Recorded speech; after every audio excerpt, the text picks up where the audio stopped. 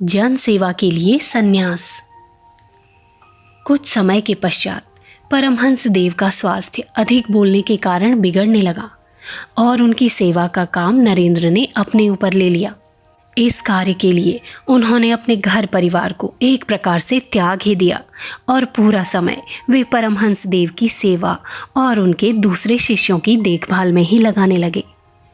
अंत में 16 अगस्त सन 1886 को परमहंस देव का देहांत हो गया। तब उनके सभी शिष्यों और आश्रम की व्यवस्था करने का भार नरेंद्र पर आ पड़ा। उन्होंने कुछ गृहस्थ भक्तों की सहायता से एक पुराना खंडहर जैसा मकान किराए पर ले लिया और 5-6 नवयुवक वहीं रहकर आत्म साधना करने लगे। नरेंद्र ने सबको अपना उदाहरण देकर ये प्रेरणा दी कि जब हम सन्यासी हो चुके हैं तो हमको भोजन वस्त्र की सुविधा और असुविधा का ध्यान छोड़ देना चाहिए।